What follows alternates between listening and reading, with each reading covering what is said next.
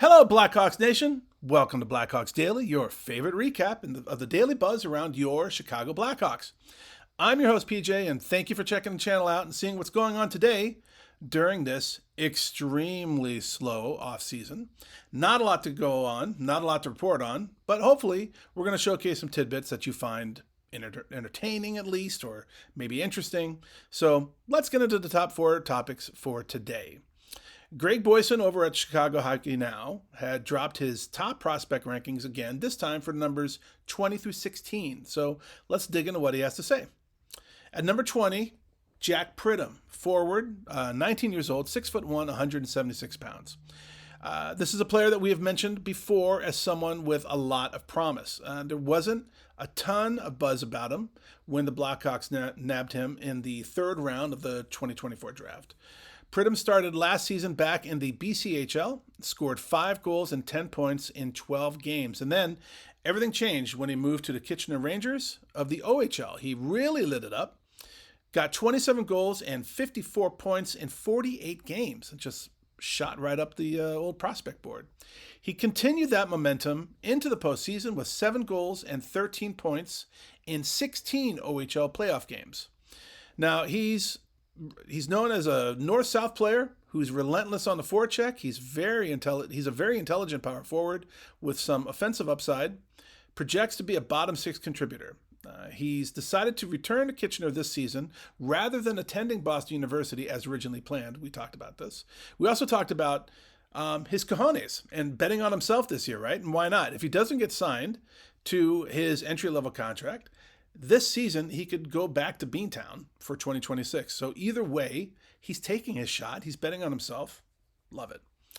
At number 19, John Mustard, great name, forward, 18 years old, 6'1", 185 pounds. So John Mustard was also drafted, same draft with Pridham, 24, but 25 picks ahead.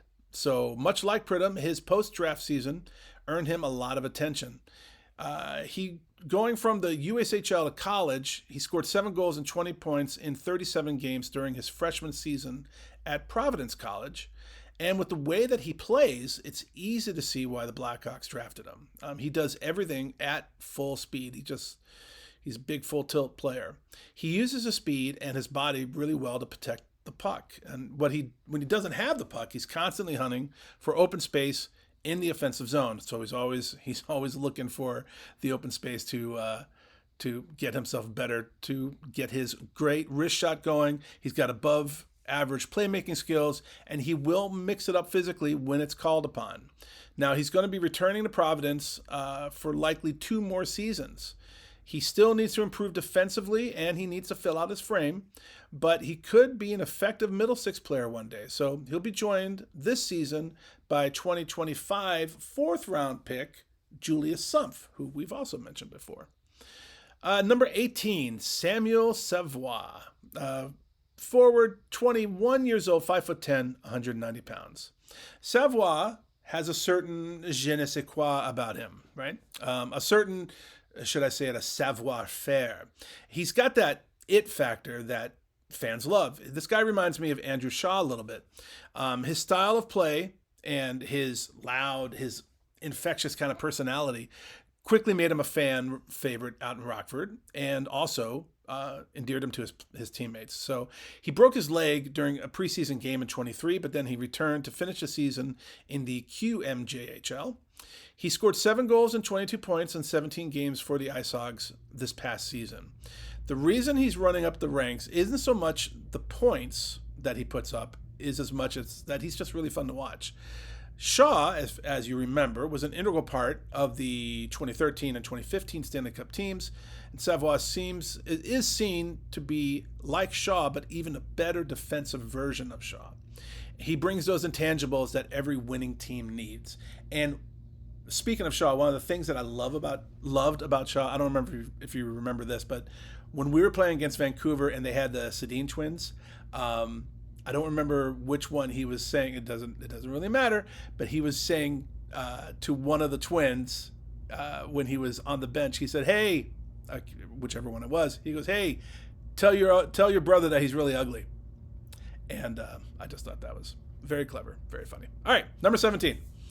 AJ Spellici, forward, 19, 6'3", 6'3", 205 pounds. So speaking of players that won a lot of fans over quickly, Spellici was the belle of the ball at training camp last year. He's a 2024 fourth-round pick that stuck around all of camp and was one of the final cuts. He returned to the Windsor Spitfires, where he scored 18 goals and 37 points in 62 OHL games. Nagging injuries limited him to just 5 playoffs games, scoring 1 goal and 3 points. The Blackhawks rewarded him with an entry-level contract back in January. Spellici's only scratched the surface of his potential. He's seen as an athlete first and foremost, and a hockey player second. He's 6'3" and has elite speed, which is very rare. He drives really hard to the net, he back checks really hard. He's a matchup nightmare. Unless he makes the roster out of training camp, Spellici will return to the OHL for a 4th season. I think we're all kind of hoping that he makes it, though. Last but not least, number 16, Nolan Allen, a D-man, 22, 6'2", 194 pounds. Now, it looked like Nolan Allen had finally become a full-time NHL player, making the opening night roster, and after playing the first 43 games of his NHL career, he was reassigned to Rockford for the remainder of the season. When he was, he spent most of his time this past season paired with TJ Brody, no longer here, which put a damper on his overall numbers. When he was paired with Connor Murphy, his Corsi 4 percentage, or Corsi 4 percentage, went from 37.5 to 50.5 in 11 fewer minutes. So he definitely made improvement with controlling the puck, keeping it in the offensive zone. So Allen is the epitome of the old school defenseman, knows how to use his frame well. He's not going to score a bunch of points, but he's going to make sure that we stay on course to win. Love that. So not bad prospects there. Moving on, let's talk about something a little closer to home.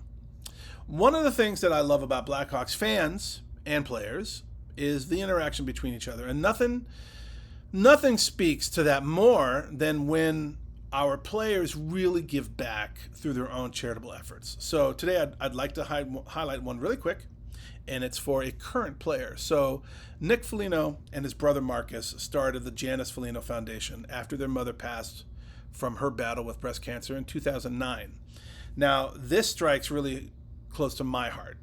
In September of 2023, my rock star wife was diagnosed with breast cancer, and in September. And by November, she had already had 2 surgeries, a double mastectomy, and then for the next 15 months of treatment, it was just chemo weekly and then immunotherapy. And so last year was a blur, and quite frankly, it sucked ass, right? So I'm just saying all this to remind you guys to tell all the ladies and also the men in your life, check your boobies. 1 out of 8 women, listen to that, 1 out of 8 women will be diagnosed with breast cancer. 1 out of 8.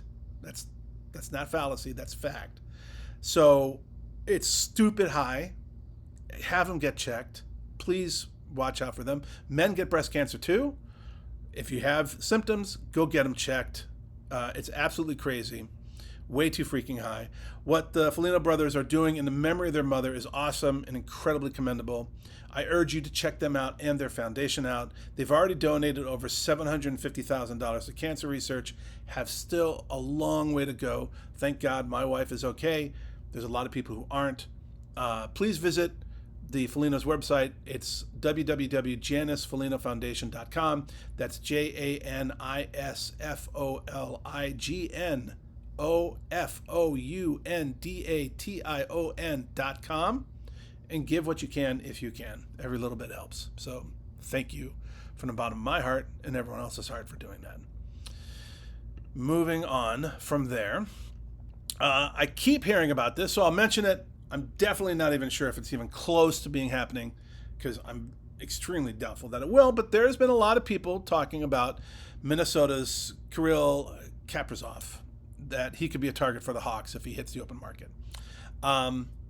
Yeah, he's not going to hit the open market, but people keep saying that he might. So let's talk about him. He won the Calder Trophy in the 2021 season. He's been an all-star multiple times. He holds the Minnesota Wild's franchise single-season records for goals, 47, with assists, 61, with points, 108. Last season, he missed a good bit of the season because of surgery, and a lower body injury that ended up in surgery. In the 41 games that he appeared in, he scored 25 goals and had 31 assists. So he had a 1.41 per game point average. Then he returned, and also during the playoffs, he scored 9 points in 6 games before the Wild bowed out in the first round. He's entering his final year of his 5-year, $45 million contract, and he's been eligible to sign an extension since July 1st. Now, it's been stated that the two camps are eager to work together, but also it's been stated that they're very far apart.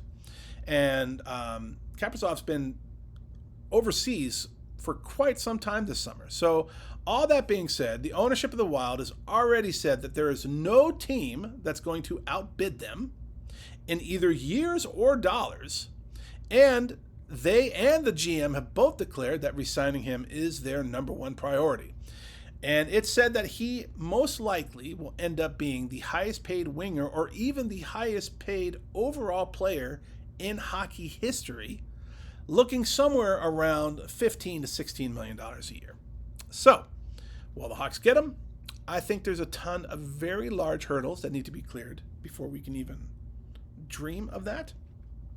It's nice to dream. I don't know if we're going to do that, but it's nice to dream. So, what's your hot take on that? And speaking of hot takes, let's get to some hot takes.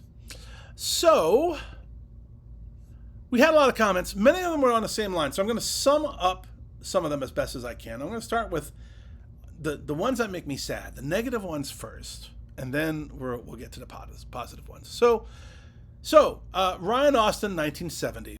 I'm going to sum it all up. You hate the clickbait headlines. You wanted to leave comments, and you didn't even watch the videos, which is fine. I get it. That's your prerogative. Thank you for checking in anyways. At least you checked in. I appreciate the support, but more importantly, at least you love the Hawks. And that's all that we care about. So thank you for that. Jim K, 528. The clickbait titles have made you lose your views, so I'm sorry about that. I hope that at least you found something of value in the videos themselves. Thank you for being here. Pete Cristiano, VS3GR. If I inspire you to make your own Hawks channel, go for it, bud. There's a ton of prep work. I'd support you, though. So go for it. It's a big world. There could be more than one channel. I like my channel, but there could be more than one channel. But as far as your comment about me not knowing much about hockey, and not sure if I'm even a Hawks fan, I do take offense to that, sir. I would like to fool myself in thinking that I know at least as much or more than the average schlep. And I'm most definitely a Hawks fan, so I have the tickets and the many years of broken hearts to prove it. Did you fly to Berlin just to see them play? I did. But then again, I was really, really lucky to be able to do that. And I wish that if you didn't make it, I wish you had the chance. It was pretty magical, actually. So it's very, very cool. I do hope that I do better in the future so that you do see that actually I am a fan of the Hawks. This is why I'm doing it. I'm not doing this with a friggin' Columbus Blue Jackets. It's for the Hawks. I also live in Chicagoland, so there we go. All right. Anyway, repeat offender, Brandon Potts, 54. I will read what he said because this is exactly what I've said before. This guy has said that he has a marketing team helping with engagement. He also said that he does not like or agree with the clickbait headlines, but that's what the marketing team wants to do. So for now, he's trying to trust the process. He has talked about this more than once. Brandon, you the man, because not only are you right, but you're actually freaking paying attention. So thank you. You get the gold star. You get the gold star for today. And I think I owe you a beer. So thank you. Thank you for watching and paying attention and taking what I say to heart. I really do appreciate that. Francis Morneau, 4385. Channel is good, but change the headline, please. Yes, I hear you, kind sir. Thank you for your support. Drunken Shellback, I know you're a repeat offender. I like your channel. I don't like the clickbait. Go Hawks. I hear you, brother. Go Hawks indeed. Yes. All taken in consideration. Beans 7014, another repeat offender. Holy cow, wrong sport. Let's go Hawks, right sport. Breakout year for Bedsy. Let's all hope. Your words to the hockey gods' ears, kind sir. I totally agree with you. And Yukio _Craig said, it's exciting to see that the Blackhawks are finally getting close to their end of the rebuild. They're in the third year from a 20-year rebuild.